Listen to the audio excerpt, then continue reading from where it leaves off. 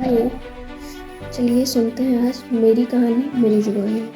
मैं रुचि मिश्रा आप लोगों को सुनाती हूँ मेरी कहानी मेरी ज़ुबानी। मैं रुचि मिश्रा वर्तमान में कम्युनिटी हेल्थ ऑफिसर के पद पर कार्यरत हूँ। मैं अपनी सक्सेस स्टोरी आप लोगों से शेयर करना चाहती हूँ। वो इसलिए क्योंकि ये मेरे लिए प्राउड से ज़्यादा कहीं ना कहीं मुझे ये बताने में बहुत अच्छा लगेगा कि एक सामान्य लड़की इस समाज के लिए कैसे बेहतर साबित हो सकती है। मैं 6 से 12 तक जवाहर नवोदय विद्यालय से पढ़ी हूँ। उस दौरान मैं एक मिडिल स्टूडेंट थी क्योंकि मुझे उस फील्ड में इतना एक्सपोजर नहीं मिला जिसे मैं खुद को बिल्ड कर सकूँ। पर हाँ, छोटी छोटी सफलता हासिल की, जैसे 6 से 12 के बीच में कई बार डिविजनल टैलेंट सर्च एग्जाम में रैंक हासिल की।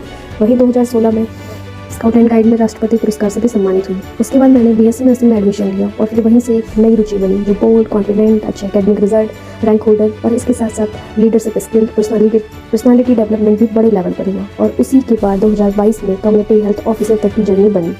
अभी मैं इस सफलता को व्यक्तिगत कम, सामाजिक सफलता ज़्यादा समझती हूँ क्योंकि भारत देश में संविधान निर्माण से ही यह सपना था कि मेडिकल सर्विसेज यानी चिकित्सीय सुविधाएं गाँव-गाँव तक पहुँचें। ये एक बहुत बड़ा प्रोजेक्ट है। इसके लिए ये कॉन्सेप्ट लाया गया कि बीएससी नर्सिंग स्टूडेंट को कम्युनिटी हेल्थ ऑफिसर के पद पर तैनात कर गाँव-गाँव में माइनर एलिमेंट्स के इलाज दिए जाएं। चूँकि ये कॉन्सेप्ट फॉरेन से लिया गया था जहाँ पर सोशल फिजिशियन का कॉन्सेप्ट है, लेकिन हमारे देश में इसे कम्युनिटी हेल्थ ऑफिसर का दर्जा दिया गया। मैं आज खुद को सफल मानती हूँ क्योंकि मैं समाज से रोज़ कुछ सीखती हूँ, समाज के लिए रोज़ कुछ करती हूँ। नर्सिंग में बहुत एथिक्स पढ़े और रोज़ उसे इस्तेमाल करना, खुद में वो भाव लाकर सेवा करना, ये मेरे लिए बड़ी सफलता है। नर्सिंग प्रोफेशन बहुत पुराना प्रोफेशन है, लेकिन हमारे समाज में नर्सिंग को इतनी महत्व नहीं दी जाती थी।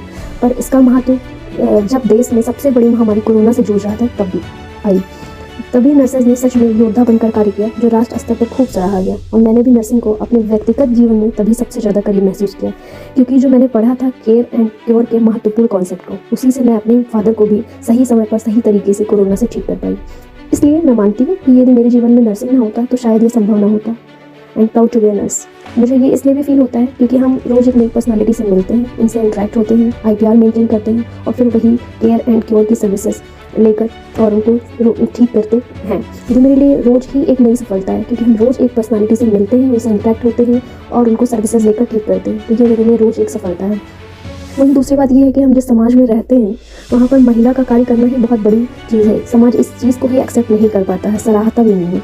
और मेरे लिए ये बहुत अहम है कि हम एक नर्स हैं और हम सिर्फ कार्य ही नहीं कर रहे हैं बल्कि कुछ मिसकंसेप्शंस हैं जिसको तोड़ कर काम कर रहे हैं। जैसे कि नाइट ड्यूटी करते हैं, रोज़ एक नए पर्सन से मिलते हैं, उनसे इंटरेक्ट होते हैं और फिर उसके बाद उनकी केयर करते हैं। और केयर अपने आप में ही बहुत बड़ा शब्द है जिसमें सब कुछ आ जाता है।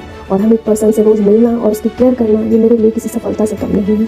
इसीलिए कोविड जैसे सबसे कठिन समय में जब हर व्यक्ति बहुत ज़्यादा इमोशनली ब्रेक था और उस सबसे कठिन समय में उसका परिवार, उसके करीबी लोग तक उसके साथ नहीं थे, तब नर्सेस 24 आवर उनके साथ थे, फिजिकली, मेंटली, इमोशनली हर तरीके का सपोर्ट दिया और उसके बाद उनको ठीक करके उनके घर वापस भेजा। तो मेरे लिए और इस प्रोफेशन के लिए, इस नेशन के लिए ये बहुत बड़ी सफलता है। और yes, I am proud to be a nurse. और आज मैं जो भी हूँ, मैं इस सफलता का श्रेय अपनी ideal Mrs Sangeeta Prakash, director of the doctor Atal Singh Yadav institute of nursing and paramedical sciences को देना चाहती हूँ। Thank you ma'am, thank you everybody.